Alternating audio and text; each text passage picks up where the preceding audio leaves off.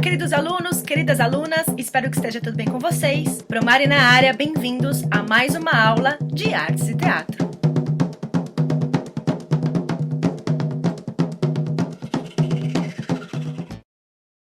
É isso aí, ensino médio, essa é a aula 29 e nós vamos para a segunda parte da temática Arte, Patrimônio e Cultura e nós vamos falar sobre patrimônio imaterial. Patrimônio cultural é o conjunto de manifestações, realizações e representações de um povo, certo? Ele está presente em todos os lugares e atividades, fazendo parte de nosso cotidiano e forma as identidades que determinam os valores de uma sociedade. É ele que nos faz ser o que somos e se expressam ligadas a diferentes dimensões da vida em sociedade e de seu ambiente, por meio da linguagem verbal e suas particularidades linguísticas, sotaques, hábitos e comportamentos de trabalho e de lazer, religiosidade, culinária e das artes. Esse conjunto de saberes e fazeres torna-se parte da identidade cultural de cada povo, seu patrimônio cultural, algo que é transmitido entre as gerações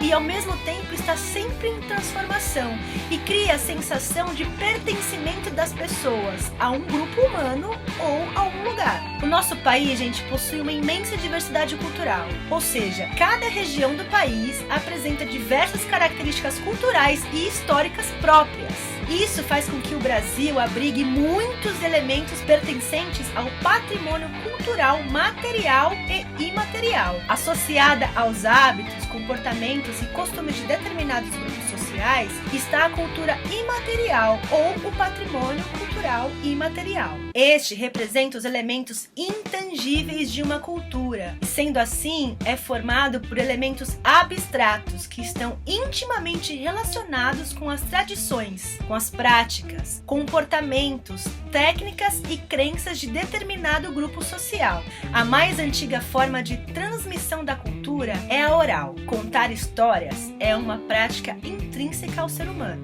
Desde os tempos mais remotos, todas as civilizações em todos os tempos contam histórias. Esse ato reflete uma necessidade básica do ser humano, que é a de compartilhar experiências. Em qualquer lugar do mundo, é fácil perceber em um bate-papo por telefone ou em uma roda de conversa, alguém contando uma história a outra pessoa. E isso faz parte do cotidiano de todos. Avós e pais contam histórias às crianças, não é? O membro mais experiente de um grupo conta a história dos seus antepassados. E é também dessa maneira que se formaram muitas e muitas mitologias de diversas culturas ao longo do tempo. E é por meio deste compartilhar oral que se transmitiram e se transmitem até hoje, de geração em geração, conhecimentos, tradições e saberes.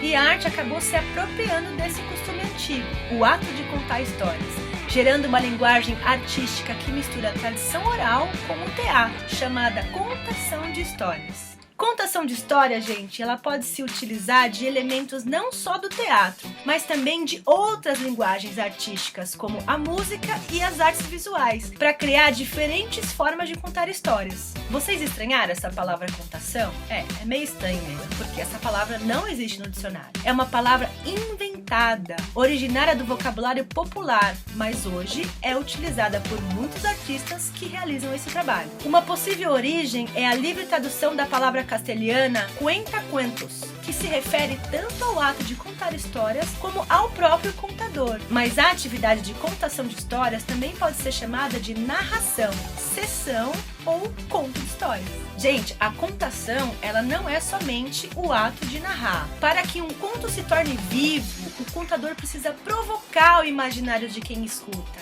fazer com que o público visualize a história, ou seja, como se estivesse vendo a história acontecer. E para isso, o contador deve deixar claro quem são os personagens da história e qual é o principal conflito do personagem. Conflito na linguagem teatral, gente, é o nome que se dá ao principal problema da história.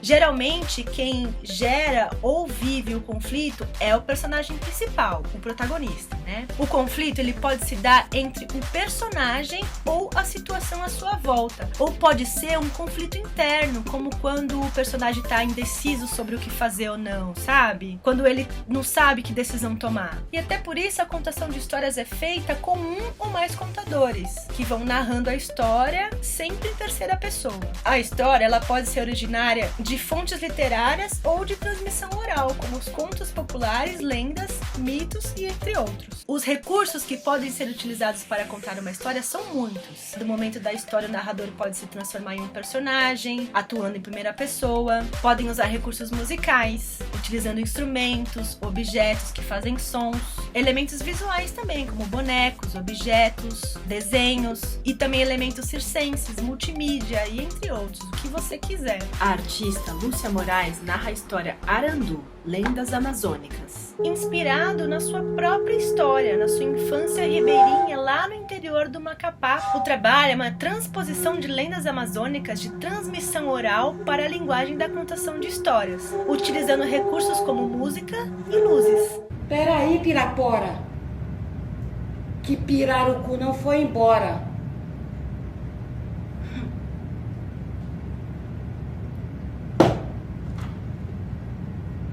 Disse Poranga ao pajé.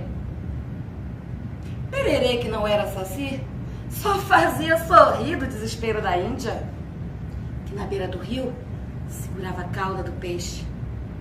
Mas Pororoca chegou e arrastou Poranga pro outro lado do rio, transformando-a em frutos de espinhos, com sementes vermelhas, chamado urucum, da ancestralidade de cada um. Diferente do patrimônio material, esse tipo de cultura, gente, ela é transmitida de geração em geração. São as lendas, as danças, as músicas, literatura, culinária, rituais, festas, feiras. E vale notar que a cultura imaterial está em constante transformação, uma vez que seus elementos são recriados coletivamente. Isso faz com que o patrimônio intangível seja muito vulnerável. E é por esse motivo que muitos programas e projetos vêm sendo desenvolvidos no Brasil e no mundo com o intuito de levantar e registrar essas práticas. Em outubro de 2003, na cidade de Paris, lá na França, ocorreu a Convenção para a Salvaguarda do Patrimônio Cultural Imaterial. Esse evento, gente, representou um grande avanço para o entendimento e importância desse conceito. Então é isso, pessoal. Além do patrimônio cultural material, nas últimas décadas passou-se a considerar e registrar para a fins de preservação o que é chamado patrimônio imaterial ou intangível. Muitas dessas manifestações são transmitidas oralmente e podem acabar se perdendo com o tempo. Seu registro e estudo tornam-se facilitados com o uso das tecnologias de gravação e reprodução cada vez mais acessíveis. Muitos museus se utilizam desse recurso. É amplamente reconhecida a importância de promover e proteger a memória e as manifestações culturais representadas em todo o mundo, por monumentos, sítios históricos, paisagens culturais. Mas não só de aspectos físicos se constitui a cultura de um povo. Há muito mais contido nas tradições, no folclore, nos saberes, nas línguas, nos sotaques, nas festas e em diversos outros aspectos e manifestações, transmitidos oral ou gestualmente, recriados coletivamente e modificados ao longo do tempo. E essa porção imaterial da herança cultural dos povos também é o nosso patrimônio. Então é isso, pessoal. Não esqueçam a atividade do Maestro. Tenham uma boa semana, um beijo e até a semana que vem.